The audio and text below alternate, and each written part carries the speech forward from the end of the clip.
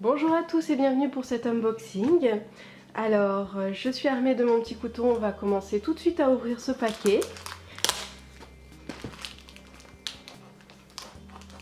Sans se couper, ce serait bien. Voilà, j'aurais peut-être dû prendre un ciseau.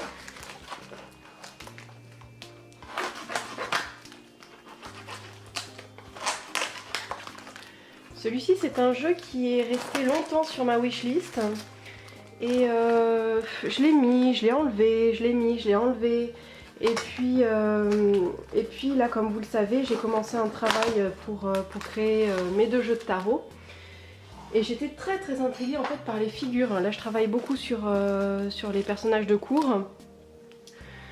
Et les personnages de cours de ce jeu-ci, en fait, m'intriguaient énormément. Il y avait quelque chose qui vibrait, elle m'inspirait, elle m'appelait un petit peu. Alors, du coup, je me suis dit, allez, c'est le moment ou jamais. Alors, il était super bien emballé. Hein.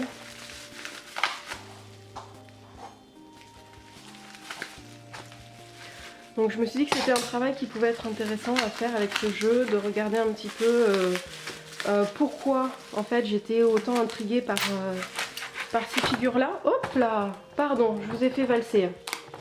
Voilà. Attendez, je vais l'ouvrir à côté pour éviter de tout casser et puis pour aller un petit peu plus vite aussi. Voilà.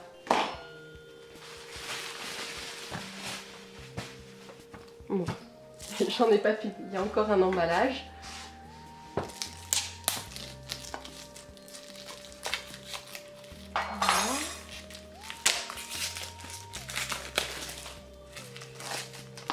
En plus, il se présente dans un très beau coffret. Je pensais pas que c'était un coffret aimanté comme ça.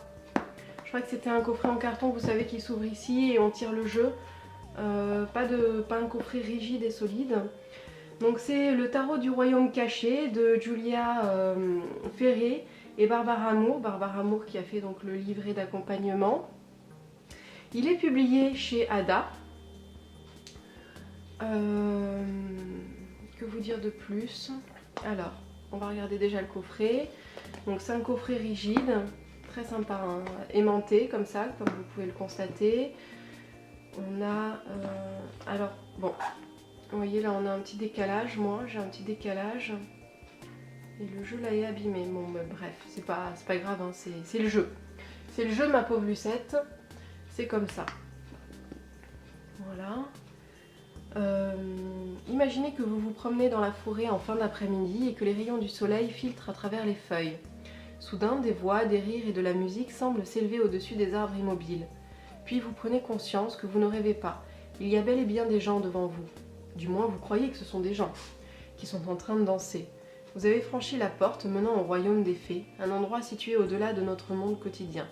Le tarot du royaume caché est une passerelle qui mène à cet endroit. C'est un royaume empli de nature sauvage et de merveilles, où les visions chamaniques abondent. Intuitif et fondé sur les éléments, ce jeu magnifiquement illustré est une invitation à accéder à la source de sagesse et de guérison que nous croyons tous être hors de portée. Voilà, donc il comprend un livre de 312 pages, donc écrit par Barbara Amour, et un jeu de 78 cartes illustré par Julia Jeffrey. Hop, on va voir tout ça.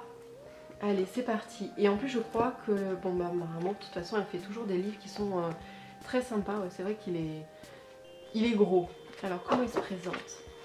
Alors, ah, ben c'est sympa, regardez, c'est un jeu qui est coloré. Hein. Comme le livre que j'ai des mondes oniriques, du tarot des mondes oniriques, comme ça. Et je trouve ça très beau d'avoir la carte en grand et les explications à côté. Hein. Alors... on a un fond de papier qui est très joli, avec des petites branches, des petites feuilles comme ça. Alors on a une première partie qui fait 17 pages, enfin qui fait une vingtaine de pages, sur qu'est-ce que le tarot et les notions de base d'une lecture. Et ensuite on a les arcanes majeures, puis les arcanes mineures, et une troisième partie avec les tirages, l'effet guide, et un petit mot sur les auteurs et l'auteur pardon et l'artiste de ce jeu. Alors, on va regarder vite fait. l'introduction. C'est vraiment joli d'avoir fait cette typo et ce fond de page comme ça, c'est très très sympa. Hein. Qu'est-ce que le tarot? Le royaume caché. Les cartes d'une même série s'intensifient les unes les autres. Les épées et les bâtons se renforcent les uns les autres. Les coupes et les deniers se renforcent les uns les autres. Les bâtons et les coupes se renforcent les uns les autres. Les épées et les deniers s'affaiblissent les uns les autres. Pardon, les bâtons et les coupes s'affaiblissent les uns les autres. Donc là, il y a encore des notions un petit peu différentes que l'on ne trouve pas dans d'autres livres. Donc c'est sympa, ça permet d'enrichir. Les bâtons et les deniers n'ont pas d'influence les uns sur les autres. Et les épées et les coupes n'ont pas d'influence les uns sur les autres. Voilà. On a la symbolique des nombres un petit peu. Que l'on retrouve aussi dans le tarot des mondes oniriques. Ça aussi, on le retrouve dans le tarot des mondes oniriques, les symboles des bâtons, des coupes, des épées, des deniers, normal. Hein. Quand on explique un tarot, c'est un petit peu quand même la base. Les notions de base d'une lecture, donc l'importance de la philosophie. Pourquoi faites-vous une lecture? À qui pouvez-vous faire une lecture? Quel est votre rôle en tant que cartomancien? Étape par étape, le but de la lecture, le tirage. Mélanger les cartes, étaler les cartes, l'interprétation des cartes. Ensuite, on a la deuxième partie, se familiariser avec les cartes, donc les arcanes majeures. Et on commence avec le fou. Le fou, c'est l'une des cartes qui m'a fait acheter le jeu. C'était mon coup de cœur pour ce jeu, je la trouve tellement belle. Ce petit garçon ce jeune homme qui s'émerveille devant un papillon et qui éclate de rire comme ça. Enfin, je trouve vraiment que on a tout l'esprit du fou en fait qui est là. Je la trouve très très belle. Le magicien, alors on regardera les cartes après. Hein. Le pendu, je l'aimais beaucoup aussi dans ce jeu. On va aller voir un petit peu ce qu'ils nous disent pour les arcanes mineurs. S'ils nous disent quelque chose, si on a un petit texte d'introduction. Les arcanes mineurs. Non, bon, on n'a pas plus d'introduction que ça, on a juste ça, les arcanes mineurs. Et on débute avec les bâtons. Donc la série des bâtons nous montre la puissance énergétique, la puissante énergie du feu sous ses nombreuses formes. Il peut être aussi ludique qu'un feu d'artifice, aussi réconfortant qu'un feu de camp, ou aussi dévorant qu'un feu de forêt. La simple flamme d'une bougie peut représenter un potentiel magique. Nos passions prennent de nombreuses formes et affectent le monde de façon bien différente. Nous ne sommes pas toujours conscients de notre propre pouvoir ou des conséquences quand nous laissons s'exprimer notre feu intérieur. Les cartes des bâtons nous aident à explorer ce qui est possible. Donc c'est très sympa. Donc on a l'as, voilà, on explore un petit peu comme ça les cartes mineures de la même façon qu'on a exploré avant les cartes majeures. Donc l'image en grand et un petit texte dessus. Voilà, très sympa. Ah, il me tarde de découvrir les cartes. Pardon, je vous ai du coup squeezé la dernière partie. Dansez maintenant, donc à vous de jouer. Les tirages, donc on nous propose quel genre de tirage? Tirage passé, présent, futur. Un tirage à 4 cartes. Et un tirage à 7 cartes. Voilà, et encore un autre. Ah non, c'est une explication. Donc là, on vous explique un petit peu peut-être. Non, non, non, pardon. Pardon, c'est bien un autre tirage là qu'on vous propose. Mélangez chaque pile et étalez une carte de chacune comme suit. Ok, d'accord. Très sympa. Les fées vous guident, la visite, durant votre visite, le voyage de la nouvelle lune, les combinaisons et adieu. Voilà, et un petit mot de Julia et un petit mot de Barbara. Super. Super.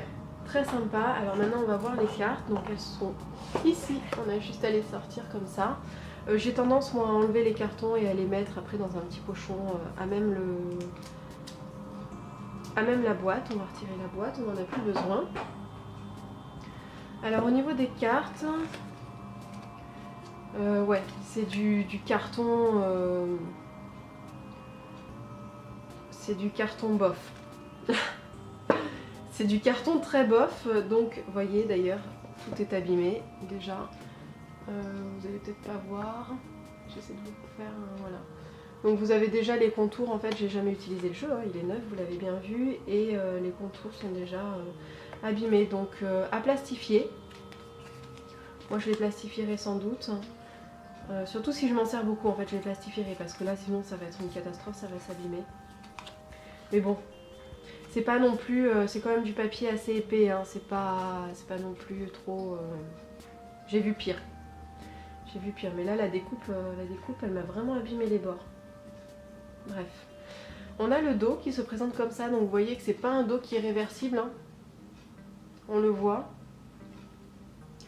Et je vais vous faire un petit zoom. Hop. Voilà, pour vous montrer bien les cartes. Je vais zoomer un petit peu plus en descendant l'appareil photo. Voilà, pour que vous voyez bien le jeu.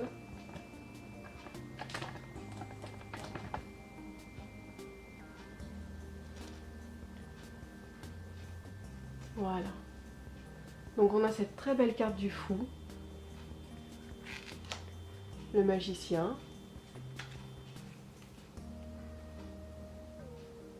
La grande prêtresse, très très belle. Vraiment je trouve les illustrations sublimes de ce jeu.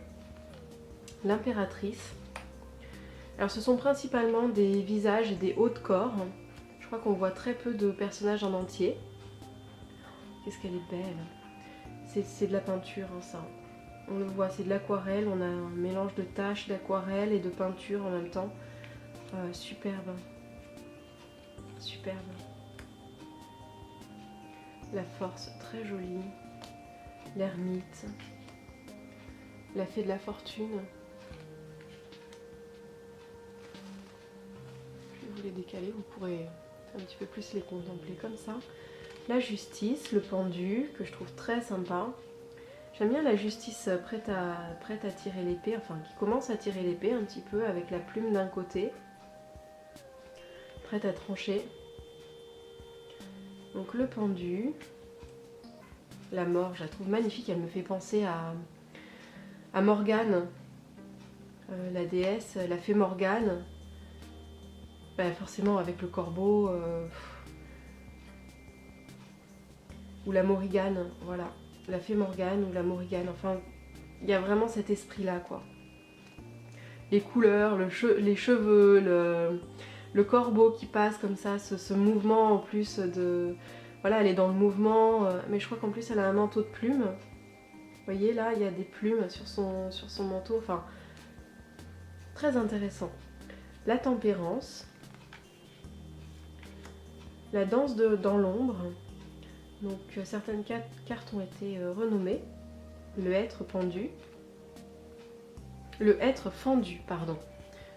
Je me disais pourquoi pendu par rapport au pendu. Pourtant c'est pas la carte du pendu, c'est la carte de la tour. Bon. L'étoile, qu'est-ce qu'elle est mignonne l'étoile. C'est beau, hein. On retrouve un petit peu ce parallèle avec le fou en plus. Donc la lune. Le soleil, très très belle carte du soleil. La vie renouvelée, je la trouve magnifique aussi. Qu'est-ce que c'est beau ça.